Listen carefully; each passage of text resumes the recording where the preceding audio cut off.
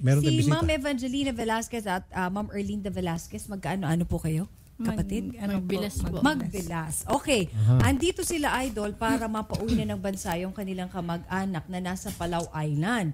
Kasi sabi daw ng agency na inirereklamo itong Besser Management Corporation, magtatrabaho siya doon. Oo nga, ando na siya sa Palau Island, pero wala namang trabahong naging. At 3 months na siyang nakatenga. Sige, pwede ho ma'am, diretso na lang kami. Kasi nasa linya ng telepono, baka biglang bumitaw eh. Mr. Benedicto Velasquez, magandang hapon po. Sir Benedicto? Hello, sir? Hello po. Magandang hapon po, sir. Sir hello Benedict.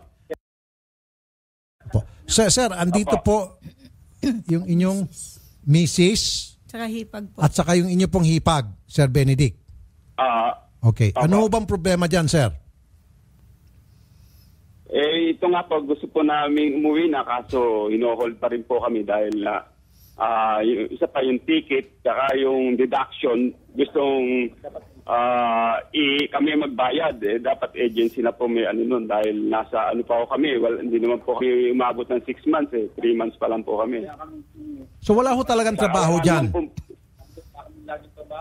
Sir? Wala naman po talagang project yung order namin. So, sir, kausapin ko na lang po yung bumubulong, sir, para mapabilis tayo. Sino yung bumubulong sa inyo? Yan na lang, kasi yung bumubulong, Hello po. kinukoach. Hello po. Sir, sino po sila, sir? Sir Erwin, si Jomari Tamayo po. Sir, si Rafi po. Si Rafi po. Isa pong kasama nila. Opo. Sir, si Rafi po. Si Rafi po, opo. Okay, Opo. sir, gaano na okay katagal dyan, sir? Sir Jomari? Bali, 3 months po. 3 months. So sa 3 months na yon, wala naman talagang trabaho na ibinigay sa inyo? Paputol. Opo, paputol-putol po. So yung pagtatrabaho nyo dyan for 3 months, hindi ho legal? Dahil wala akong kontrata, tama? Legal po. Opo, may kontrata po kami. May kontrata. Pero hindi nga siguro nasunod kung ano yung pong gusto nyo, yung ano yung napagkasunduan dito, iba yung kinontrata nyo dyan.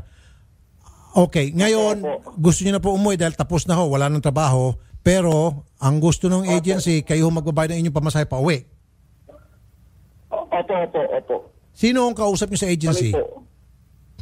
Bali si Ma'am Lilia po. Ma'am Lilia po ng Bison. Ma'am Lilia. Kailan ho kayo huling nag-usap ni Ma'am Lilia? Sir? Siguro mga 3 araw po. 3 days ago. Ano pong napag-usapan niyo ni Ma'am Lilia 3 days ago po, sir? Gusto po namin ipasagot sa kanila yung repatriation kasi bali sila naman po talaga ang may hawak sa amin eh. Kaso nga po, ayaw nila dyan nang hindi ho sa tamang paraan. Kumbaga, illegal po ang pagpasok nyo. Kasi wala naman pa talagang trabaho, sir. Pagdating dyan, saka kayo hinahanapan, di ba? Opo. Okay. Totoo po yun. So ano pong inyong kasagutan doon sa kanilang sabi na kayo magbabayad ng inyong pamasahe, pabalik? Ito, meron. Ito, sandali po, si Miss Chin. Sino itong si Miss Chin? Excuse me, sir, Sino si Chin? Ay, manager. Nins, kausapin mo si manager. Magandang hapon po sa inyo, Miss Chin, manager ng Bison Management Corporation. Miss Chin, magandang hapon. Naputol si Miss Chin. Okay, so ang kulang na lang po sa inyo, Sir Jomari, ay yung ticket po. Tama? Opo, ticket po. Tsaka yung employer po namin dito, si Tony Bells, yung vice president po ng Palau. Yes, sir. Pinuhold po kami kasi may utang pa nga daw po kami. Yung utang po na yun po yung ibinayad niyang placement sa agency. Ngayon, yung pera po yun, hindi po namin nahawakan, sa agency lang po yun. So agency lahat ang nakinabang. So ngayon, bakit ho kayo sinisingil? Opo, totoo po. Okay. Kasi nga daw po, magkano po yung sinisingil po nung ano? Namin yun. Opo, magkano po sinisingil sa inyo ng employer? Ang sinisingil po sa amin, umabot po lahat ng mahigit $1,000 po. US? Bali, may balance na lang po na mahigit 500. Nins, ayan na. Ayan si operations. Sir, sandali lang po. Nasa kabilang linya na yung taga Bison Management Corporation na si Miss Annabel Comendador. Magandang hapon po sa inyo, Okay po. Annabel. Yes po. Apo. Ma'am, live po tayo sa Action TV at Radyo 5. Ako po si Nina Taduran, kasama po ako ni Idol Raffy Tulfo. At nasa kabilang linya naman, ma'am, etong Opo. tatlo pong mga... Lilia, kasi hindi ko alam yung issue. Apo. Okay po. Ma'am, kaugnay po ito dun sa mga nasa Palau ngayon na napapunta nyo po 3 months ago. Pero yun nga po, ma'am, wala naman talaga silang maayos na trabaho doon. At the same time, hino-hold pala sila at gusto na lang po nilang maparepatriate. Mapauwi na lang po sila dito, Ma'am Annabel. Ma'am, kasi ito po mayroon na po kaming communication sa client kasi yung pong Vice President ng Palau po yung employer nila. Kaya po inaayos namin doon na hindi naman po yung sabi niyong walang trabaho. Meron naman po. Ang sila po lang yata kasi yung po naka-assign na manager, no? Saka po ang nakakaalam ng istorya nitong Palau. Kasi by department po kasi kami.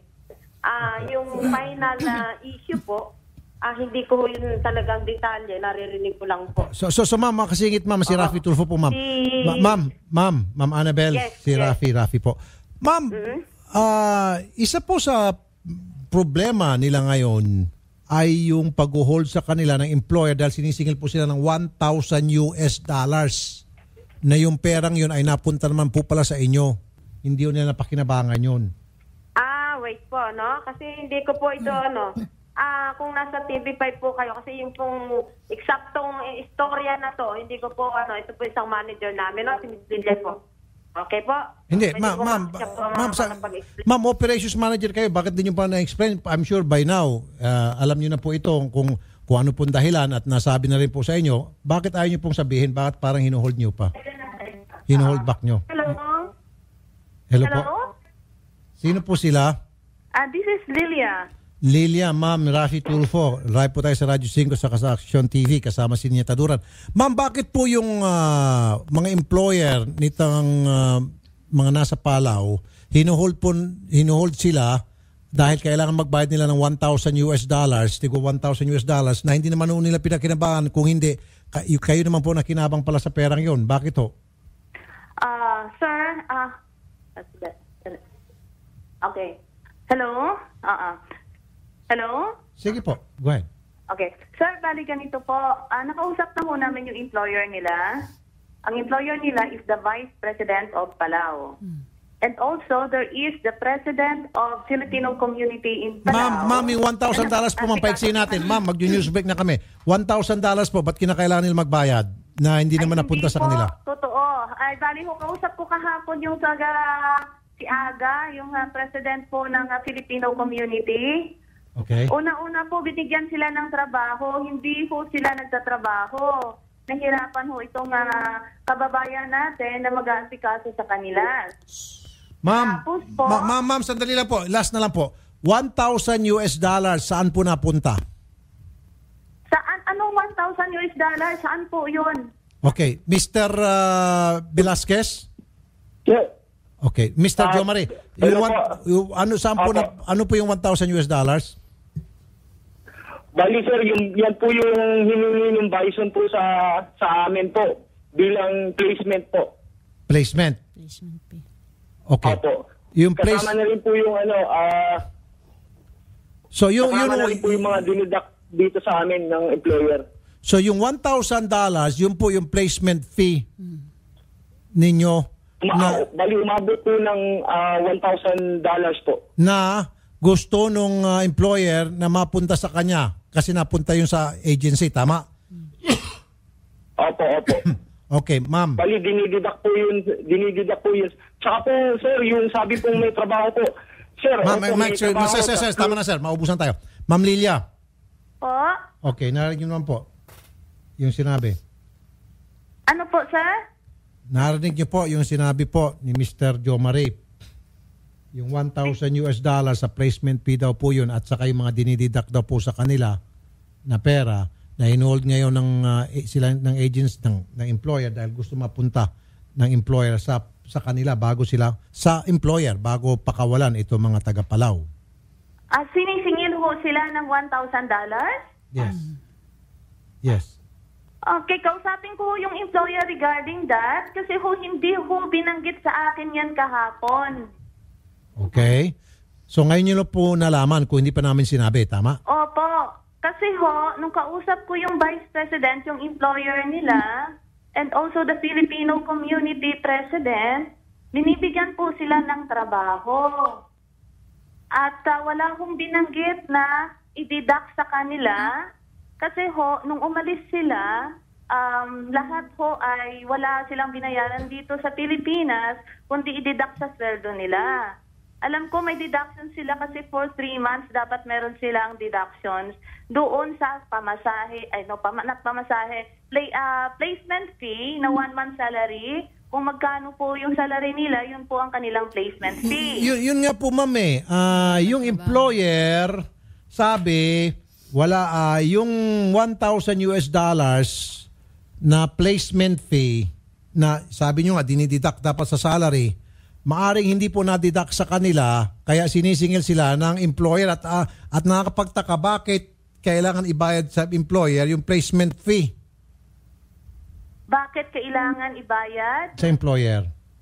Sa employer? Opo. Kasi po ang employer po ang nagbabayad dapat dito sa agency. Parang hiniram po nila muna sa employer, ganun po yun, salary deduction. Kaya nga po, so ibig sabihin, yung employer sisingil sa kanila ng $1,000 at pagkatapos, yung masisingil dito sa mga pobreng, mga nakatenga ngayong mga OFW natin, yun ang ibabayad sa inyo. Actually po, hindi pa nga po bayad kasi hindi na-deduct sa kanila. Kaya nga po. So, to make it short, ma'am, sabihan niyo po yung employer, wag na intindihin yung $1,000 na placement, may napambayad po sa inyong agency, pauwi na lang po ito mga kababayan natin. Narinig niyo po? Actually po, sir, nung mga usap ko yung Vice President po, ang sabi niya, kung ayaw na nila magtrabaho, they have to file a resignation. Hello, Sir Jo Marie? Okay. Ma'am, ano sinasabi niyo po? Kasi po, kanina, nagpadala yung manugang ko ng 48,000. Ha? Kayo pa nagpadala ng pera? Dapat kayong pinapadala ng pera. Kasi gusto na po nila umuwi talaga. Pambayad po doon sa employer, yung $500. $500. Plus yung pamasahe po nila. Oy. Kasi hino-hold po sila talaga ng Vice President. Hindi po sila pwedeng magpabook hanggat hindi daw po sila bayad doon sa employer. Kasi dapat ang placement agency, hindi yung employer ang nagsisingil niyan. Ang agency. Ang placement fee, hindi dapat Tsaka hindi employer. po totoo yung sinasabi nila na hindi na-deduct kasi 3 days lang po ang pasok nila sa 15 days, kinakaltas pa po sa kanila yun. Di ba, Nins? Sabi ng employer, hindi ko kayo pakakawalan hanggat hindi kayo nakakapagbayad sa placement fee. Okay. Kasi yung employer hindi pa siguro nakakapagbayad ng placement fee sa agency. So this employer is acting as the collection agent ng agency.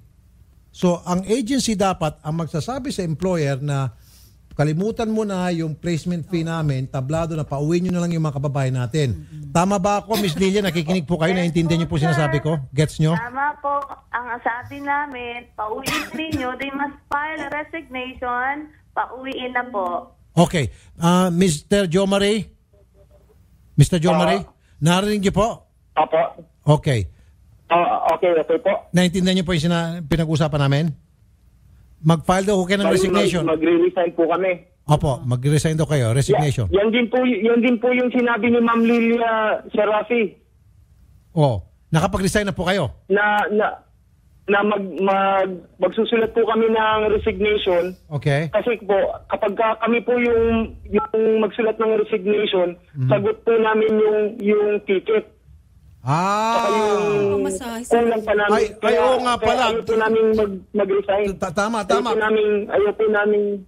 Tama. Kasi pag kayo ang nag-resign, kayong lalabas. Opo, kaya nasa kontrata po. Kaya kayo ang umayaw sa kontrata at kayo dapat ang tumupad kung ano nakalagay dun sa kontrata, which is kapag nag-resign ka, magbabayad ka ng mga multa. O nga naman, Ma'am Lilia, narinig niyo po?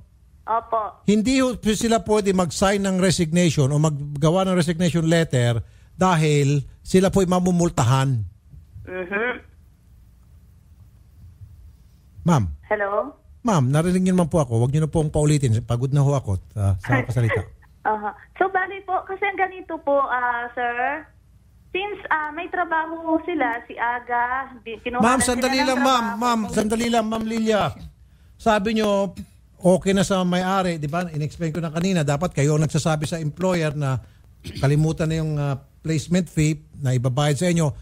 Sabi nyo, sasabihin nyo, pero dapat mag-resign muna itong sila Jo Marie. Ayaw nga nila pumirma ng resignation letter. Kasi nga po, if they would do Ayaw nila that, mag-resign yes, kasi mumultahan sila.